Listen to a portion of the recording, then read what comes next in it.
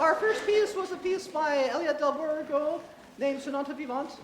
Next, we'll play a piece for you called The Lost Tomb. It tells the story, a very Halloween-inspired story that I think you can tell by how the music sounds.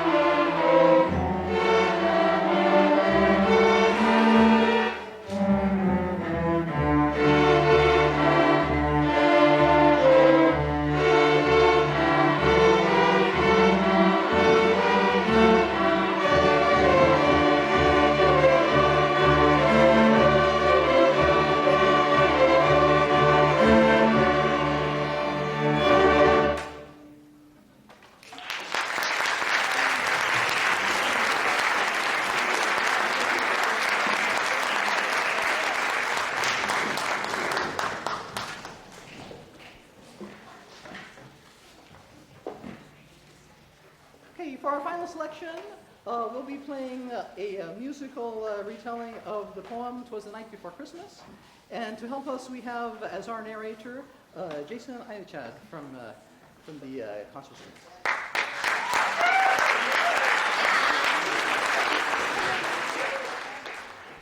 I guess I'll formally introduce myself. I'm Jason Ayachad, alongside the 7th and 8th grade orchestra.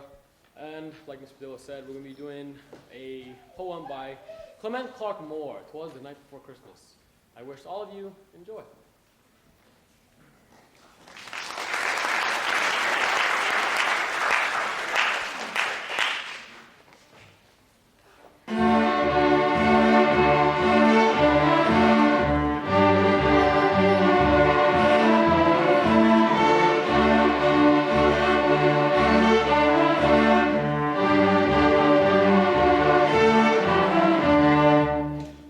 The night before Christmas, when all through the house not a creature was stirring, not even a mouse. The stockings were hung by the chimney with care, in hopes that St. Nicholas soon would be there.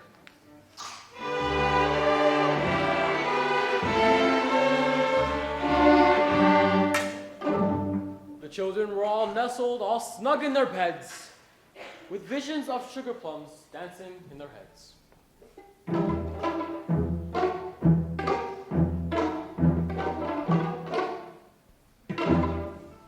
And Mama in a kerchief and I my cap, we both settled down for a long winter's nap.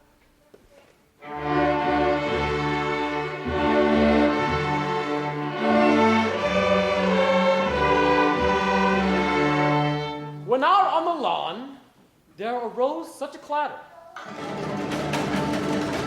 I sprang from my bed to see what was the matter. Away to the window, I flew like a flash.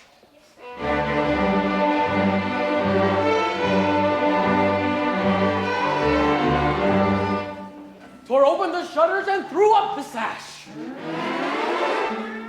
The moon on the breast of the new fallen snow gave the luster of midday to objects below. When what to my wandering eye should appear but a miniature sleigh with 8 tiny reindeer.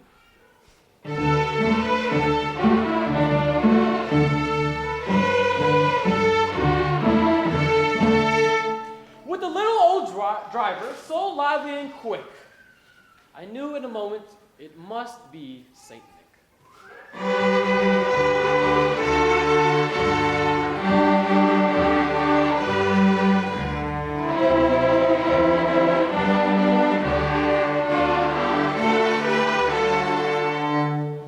More rapid than eagles, his coursers they came, and he whistled and shouted, Yo, reindeer! and called them by name.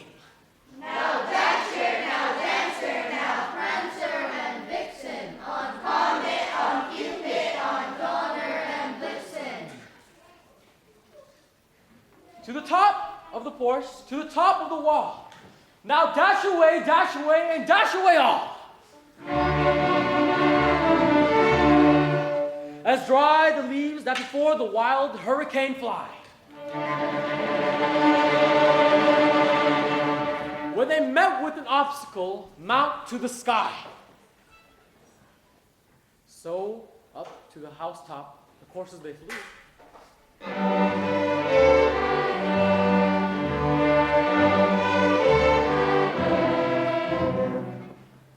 With the sleigh full of toys and St. Nicholas too.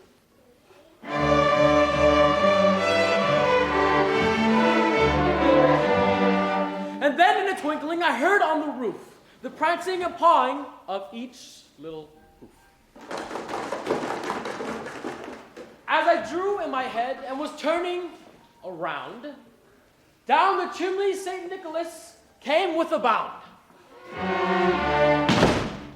He was dressed all in fur from his head to his foot, and his clothes were tarnished with ashes and soot. A bundle of toys he had flung on his back, and then he looked like a peddler just opening his pack. His eyes, oh, how they twinkled.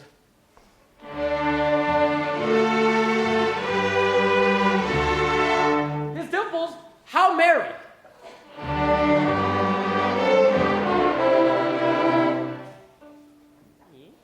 His cheeks were like roses, his nose like a cherry.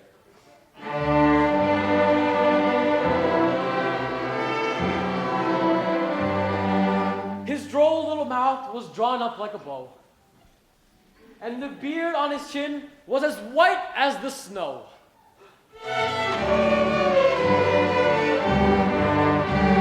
The stump of a pipe he held tight in his teeth, and the smoke, it encircled his head like a wreath. He had a broad face and a little round belly that shook when he laughed like a bowl full of jelly. He was chubby and plump, a right jolly old elf, and I laughed when I saw him in spite of myself. LOL.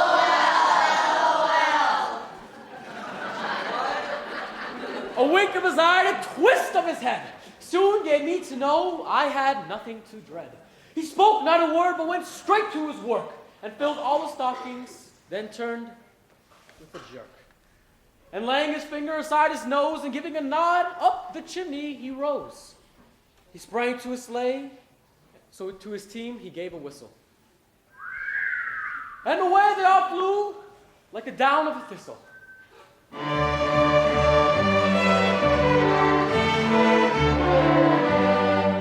But I heard him exclaim, ere drove out of sight, Merry Christmas to all.